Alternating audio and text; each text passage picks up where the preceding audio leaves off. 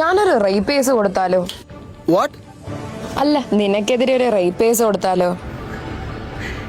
എന്തിന്? അല്ല, നീയും ഞാനും കുറച്ചു നാൾ മുന്നേ റിലേഷൻഷിപ്പിലല്ലായിരുന്നോ? അന്ന് വിവാഹ വാഗ്ദാനം നൽകി നീ എന്നെ റേപ്പ് ചെയ്തു എന്നും പറഞ്ഞ്.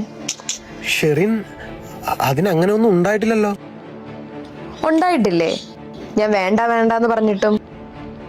എടാ, നമ്മളുടെ റിലേഷൻഷിപ്പ് ഇരുന്നപ്പം രണ്ടുപേരെ സമ്മതിച്ചിട്ടല്ലേ? അത് നീ വേണ്ട വേണ്ടെന്ന് തമാശക്കല്ലേ പറഞ്ഞത്? അതെ, പക്ഷെ കുറച്ചു ദിവസം മുന്നേ ഞാൻ ചാറ്റ് വായിച്ചേ. ഒന്ന് ഇരുത്തി വായിച്ച എല്ലാവർക്കും മനസ്സിലാവും അതൊക്കെ തന്നെയാണ്. പക്ഷെ അത് വെച്ചൊരു കേസ് കൊടുക്കാം.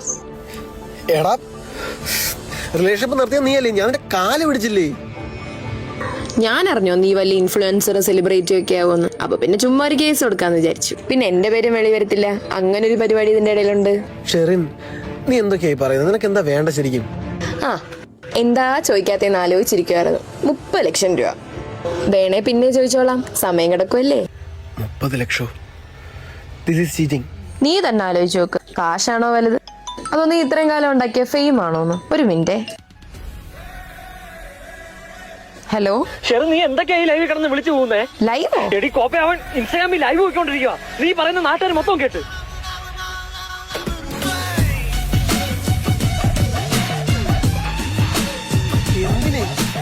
അല്ല, നിനക്കെതിരെ ഒരു റേപ്പ് കേസ് കൊടുത്താലോ? 30 ലക്ഷം രൂപ. ഹലോ ഗായ്സ്, അപ്പൊ ഇതെന്റെ എക്സ് ആണ്. കാര്യങ്ങളൊക്കെ പുള്ളിക്കാരി തന്നെ പറഞ്ഞല്ലേ. അപ്പൊ ഇങ്ങനത്തെ സിറ്റുവേഷനിൽ പേടിക്കാതെ ബുദ്ധിപൂർവ്വം ഹാൻഡിൽ ചെയ്ത ഇതുപോലത്തെ കേസിൽ നിന്ന് രക്ഷപ്പെടാം. പിന്നെ ഇപ്പൊ ഇത് കേസ് ഹണി ട്രാപ്പാണ്.